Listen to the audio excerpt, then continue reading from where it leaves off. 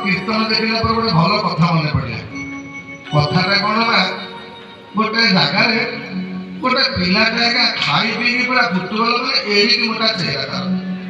अच्छा आजिकल जुगे आज्ञा मोटा कमिवा लोक तो विभिन्न प्रकार चिकित्सा कर मोटा गले सब रोग गुड़ाक मारी बस सहजे पुणी छुटिया पिलाटा बेसी बयस नुह 22-23 वर्ष बयस मिनिमम 1.5 क्विंटाल ओजन आज्ञा खाଇବା विषय में कम नुह तो दिने डाक्तर पाखे जाए बापा माँ नहीं गले तो आज्ञा आपड़ टे कौन औषध पत्र दिंतु ना 22 वर्षर पिला ये 1.5 क्विंटाल हम ये सबुतक रोगा को मारी बस ये तो कम दाम किसी कर खाली कौन खाइबे आ घरे बस डाक्तर बाबू नहीं बसले गले बापा ओजन कमेवाटा तो निज हाथ अच्छे तू गोटे कम करे तो खाଇବା कमेई और कथा तू कौन खाऊ से पिलाटी कहला आज्ञा बेसी किसी खाएनी गोटे वक्त मात्र 30 पट खंडे रुटी खाऊ डाक्तर कहले हत भाई तू गाँ को खाई अबे एते खाऊ कौन पिला कहला कौन कर भोक तो कर खाई दे शुणु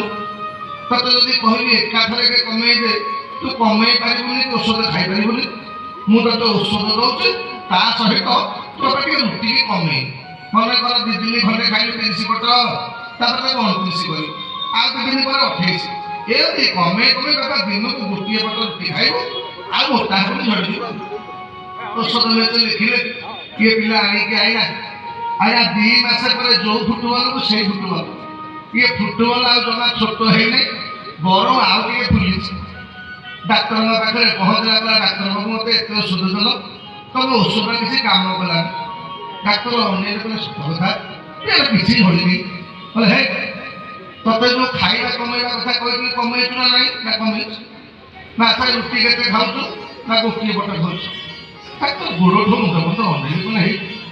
यहाँ तो गोटे पट खाଇବା चेहरा नुह डाक्तर बाबू पचारे कहले अच्छा तू गोटे पट खाऊ ना आज्ञा ठाकुर आरंभ कर गोटे पट खाऊ सका सन्ध्या बेले गोटे पट अधिका खाऊनी आपण मना कर डाक्तर पचारे कहले अच्छा बाबा कहलु जो 30 पट रुटी तू खाऊलु अटा के नौलु ना आज्ञा बिकिले ना एबे जो गोटे पट रुटी खाऊ अटा के नौचु ना बिकिले बोला अटा कमे कि रुटी संख्या कमे आम मान अवस्था से आमर संख्या जी बढ़ुची कि भगवान नाम कीर्तन आपको प्रथम कही जहाँ कथा आम श्रवण करुचे जहाँ को समग्र विश्व सबु धर्म